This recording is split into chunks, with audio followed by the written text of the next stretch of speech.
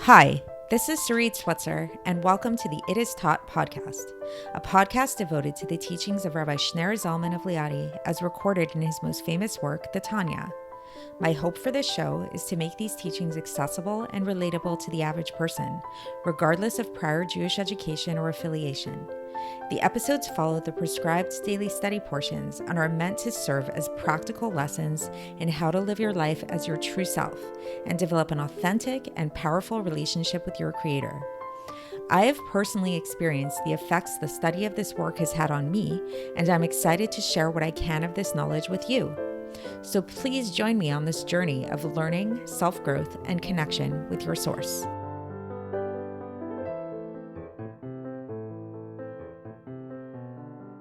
Hi, and welcome to the It Is Taught podcast. This is episode 365 for the 28th of Cheshvan in a leap year. It's pretty commonplace, at least here in America, that at the beginning of a yoga class, the teacher will advise the students to take a moment to set an intention for the practice, meaning to say, to think about what it is that they wish to gain, what do they want their mindset to be, what are they hoping to achieve from the class. And it's understood that whatever intention you set is going to kind of give you that, it's going to kind of influence your practice.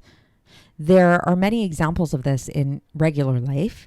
The idea of, waking up in the morning and meditating first thing in the morning, maybe journaling first thing in the morning, that kind of thing. And of course, most obviously, there's prayer and Torah study, which we often do before prayer, which is advised to do before prayer. That often by learning Torah before prayer, especially Chassidus, can really help you with having good intention when you pray, with having a really focused intention when you pray. And what we're going to be learning about today is exactly this idea of setting your intention, both in prayer and in Torah study, and what effect this has on high. And as we'll see, depending on what your intention is or is not, what you're focused on when you pray, when you study Torah, these create different effects. So as we'll learn, in comparing Torah study and prayer in terms of intention, each one has a slight advantage over the other. Ideally, of course, both when you pray and when you learn Torah, you want to have the right intention. You want to really awaken your love of God, whether it's just like on awakening that innate love of God that you have or a more intellectually generated love of God. But so we're going to be exploring today the effects of our Torah study and our prayer in all kinds of different instances, whether we have ideal intention, whether we have subpar intention, or whether we have negative intention. And what does negative intention mean exactly? So in examining this section, and for context, we're beginning a new essay in Kuntres Acharon, essay 3 of Kuntres Acharon. And this essay is focused on understanding something from the writing from a sefer written by Rabbi Chaim Vital, who was the Arizal's foremost student, primary student. And this is taken from the Shar HaYechudim, chapter 2. This is what the Alter Rebbe is going to be focused on today. And in the Shar HaYechudim, chapter 2, he teaches that Torah study without proper intention creates angels in the world of Yetzirah. And we're going to understand what that means. Why angels? Why the world of Yetzirah? What's all of this about? And to support this idea, the Rabbi Chaim Vital cites from the Zohar in Parshat Shlach, where it says, "There is no voice lost from the world except the voice of Torah and prayer that ascend and pierces the heaven." Meaning to say that when a person prays or learns Torah, then this prayer and Torah ascends on high. There's an ascension that happens, and we're going to get into where it ascends to and how this works and where intention fits into all of this. So the Alter Rebbe specifies and teaches us that when a person prays with intention, then angels are created in the world of Bria, just like intention in learning Torah. So whether a person is praying with intention or learning Torah with intention, then this creates angels in the world of Bria, which, if you recall, Bria is the second to highest spiritual realm. It's right below Atzilus. And However, now here's the interesting thing. When a person prays without intention, then their prayer does not move at all. And this is in contrast to what we just learned about Torah study, right? So this is where we see a little contrast here, that we saw both in the case of Torah study with intention and in the case of prayer with proper intention. Both of these create angels in the world of Bria. However, if a person studies Torah without intention, angels are still created. They just only are created in the level of Yetzirah, which is one realm below. Versus if a person prays without intention, then it doesn't ascend at all. Then it just stays down here in this realm. As it says in the Zohar, Parshat Pekudai, page 245, into the lowest heaven, meaning that it doesn't ascend at all. And these prayers are called invalid prayers, according to the Zohar. And also in the Zohar and Parshat Vayakhel, page 201b, where there's another allusion to this idea of prayer with intention ascending on high. So we want to try to understand what's the difference. What's the difference where we see that like praying with intention, learning Torah with intention, both of these create a very similar effects, that it creates these angels that ascend to the world of Bria. But yet there's a difference here between Torah and prayer without intent. And so the Alter Rebbe says that this is actually very self-evident. What's the difference? What's the difference between learning Torah and praying? Is that if somebody learns Torah, by virtue of when we say I am learning Torah, this means that you have to understand what it is that you're learning, right? Like if somebody just like sits and reads, but their mind is elsewhere, they're not actually learning. To say that you're learning Torah, it means that you're focusing on the words. So it means that there is some kind of intention there, no matter what. But okay, so maybe you're not learning in a really holy way. Like maybe you're not necessarily thinking about God consciously and arousing feelings of love of God while you're learning it. You're really like maybe when you're think to yourself now when you're studying this Tanya, how much of the time are you consciously thinking about God and feeling this great love of God? I mean, maybe you are, which is great, but maybe a lot of the times you're merely just trying to focus on trying to understand these things. So you're not consciously thinking about God, but yet you are very much engaged in the process of learning, which shows that there really is a certain type of intent there. But so it may not be like a manifest love of God, but you are tapping into your latent love of God. This is why you are learning Torah. It's there, even if you're not conscious of it. So this is the difference with Torah study versus prayer. That in Torah study, even if a person isn't necessarily on this like very big spiritual high while they're learning Torah study and focusing on God, there's still an intention there. Versus when a person prays, by contrast, a person could just pray and say the words. You're saying the words out loud, but your mind is totally elsewhere and you're really, really, really not focused on the words that you're saying. So that's the difference. And that kind of gives us an insight into the difference, into the effect that each of these have. So this is why we can understand now that with prayer without intention, it doesn't go anywhere, because there's really no intention. Versus Torah study without intention, meaning Torah study without focusing on your love and fear of God, does still have some kind of intention. So it does create some kind of effects, and that effect is that it creates angels that ascend to the level of Yetzirah. So it doesn't necessarily, the Torah study itself doesn't ascend on high the way that it would if a person had this intention of their love and fear of God, but it does create angels that ascend to the level of Yetzirah. Now, there is an exception to this. What's the exception? The exception is that a person learns not just in like a neutral way, where it's like they're just trying to understand the concepts, but they're learning in an ego way. They're learning for the sake of self-aggrandizement, for the sake of like really, having everybody look at them and see how smart they are, how intellectual they are, that they know so much Torah. In that case, then this Torah study does not ascend at all. It doesn't ascend higher than the sun, according to the Zohar, Parshat Vayechi, page 223b.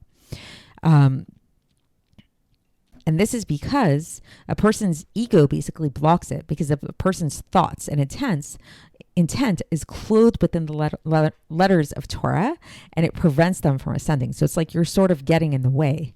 Okay, and now let's contrast this with prayer. So in prayer too, a person might be praying and they might be thinking something else. They might really, really not be focused on the prayer.